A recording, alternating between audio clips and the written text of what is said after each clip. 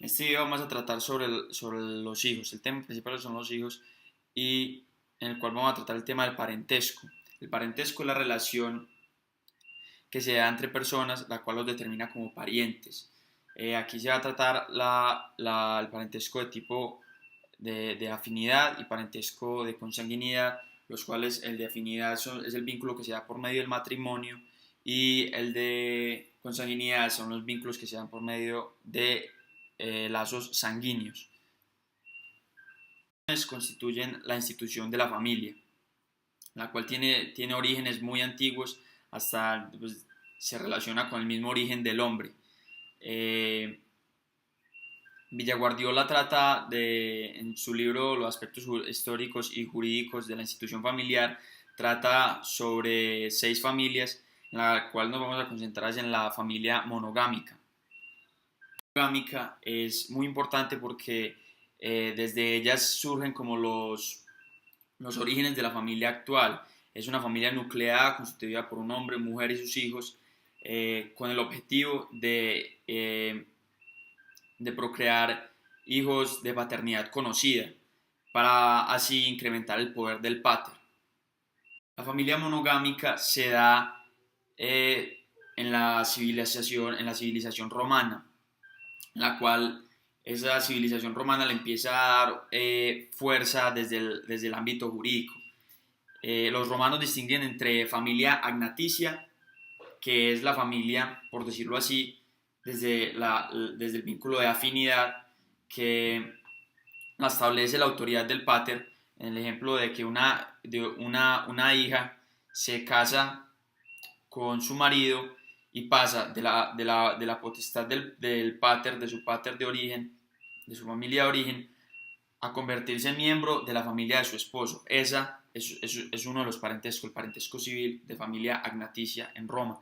El otro parentesco natural se lo determina como la familia cognaticia, la cual se da por vínculos sanguíneos, por lazos sanguíneos.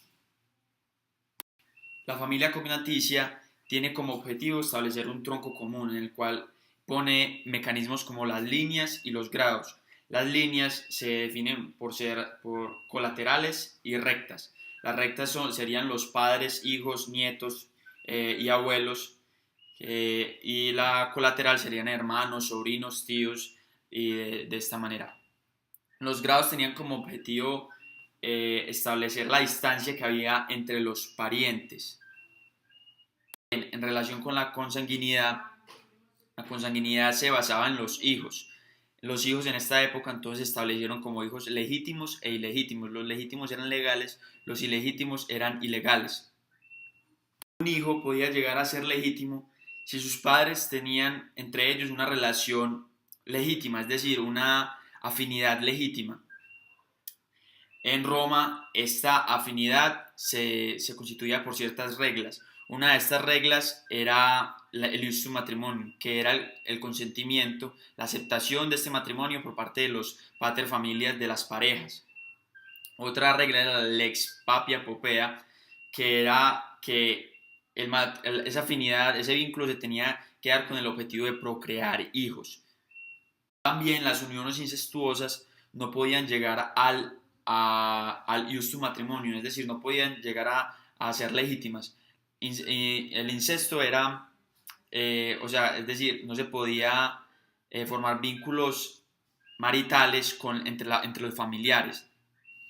También se castigaba con la lex Julia de adulteris, la cual castigaba a la mujer que se tenía relaciones con otro hombre diferente a su esposo, y se le castigaba con el exilio. A partir de estas reglas, si se cumplían con estas reglas, la afinidad podía ser legítima, si no era ilegítima, y por ende también serían ilegítimos los hijos, los descendientes. En Roma clasificaron a los hijos ilegítimos como naturales y espurios. Los naturales eran hijos que nacían por medio del concubinato.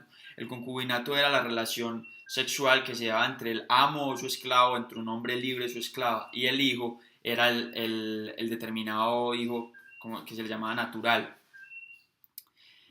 El otro era el espurio.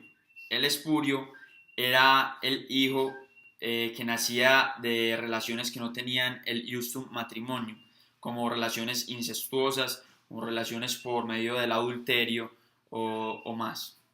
Luego, con la caída del Imperio Romano y la llegada a la Edad Media, se dan una mezcla de costumbres, de derechos y diferentes cuestiones que cambiarían un poquito esa institución familiar, pero luego volvería a adaptar esa institución establecida por los romanos. En el derecho germánico, la afinidad se daba de tres maneras: por compra, en la cual la familia del marido compraba, daba un bien a la familia de la novia, y así se constituía esa afinidad. No tenía que ser un acto social pues muy bien establecido o formal, no. También se daba el rapto, que era simplemente el secuestro forzoso de una mujer, y la cual la convertía a su esposa. Y también se daba el consentimiento mutuo, que era que no había necesidad de la intervención de las familias, sino que era un acuerdo entre las parejas simplemente. Con la llegada del derecho canónico, los derechos de los hijos ilegítimos se deteriorarían más, pues el derecho canónico buscaba eliminar las uniones irregulares. Y además, en la Edad Media, con la ayuda de este derecho, se estableció una legislación clara acerca de la familia y el matrimonio. La aplicación del derecho canónico, que llevaba términos como el de naturales y espurios, se extendería por toda Europa y hasta tiempos muy recientes. Ahora vamos a pasar a hablar sobre los hijos en la época liberal. En este caso nos basaremos en el famoso autor liberal Locke. Él tiene algunas pautas y algunos ideales que nos pueden ayudar a llegar como a una explicación general de todo lo que era la época liberal con el tema de los hijos. Como ya sabemos, en la época liberal, y más que todo Locke, el padre de esta ideología, habla mucho sobre la autonomía, sobre la independencia, sobre la propiedad privada, todos esos conceptos que ya sabemos que definen al liberalismo. Locke, como acostumbra, también lo hace para los hijos y para el tema familiar.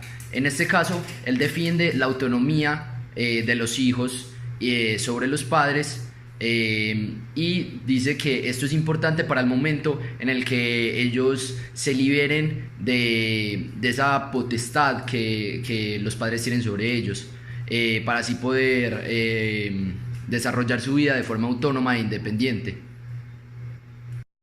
Locke reconoce que claramente los hijos no nacen con igualdad. Sus padres, por cierto tiempo determinado, adquieren una jurisdicción y una superioridad. Esto es algo lógico, se da en casi todos los casos que hemos tratado. Pero lo que Locke dice es que esta superioridad puede cambiar y debe cambiar en cierto momento de la vida, para la autonomía que habíamos hablado anteriormente. Locke aclara que los padres no tienen la potestad sobre sus hijos de forma natural, la tienen de la forma que los cuiden. Si un padre es descuidado, si un padre en la época liberal y en el pensamiento liberal no daba a sus hijos lo requerido y no era, digámoslo entre comillas, un buen padre, este no tenía el poder sobre sus hijos.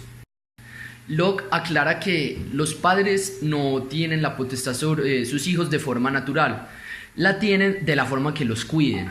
Si un padre es descuidado, si un padre en la época liberal y en el pensamiento liberal no daba a sus hijos lo requerido y no era, digámoslo entre comillas, un buen padre, este no tenía el poder sobre sus hijos. En relación con Colombia, en el siglo XIX, el derecho colombiano, estaba más relacionado al derecho canónico y al derecho romano, a esa cultura a ese derecho de hijos naturales, espurios, ilegítimos y todo esto, esa represión, ese deterioro de esos hijos, de esos derechos de esos hijos ilegítimos. Pero ya cuando se va pasando, a medida que pasa el siglo XX, este derecho colombiano va a adquirir una cultura del liberalismo, ese libre albedrío, todas esas ideas que lo que propone, y constituyendo derechos para todos los hijos en general.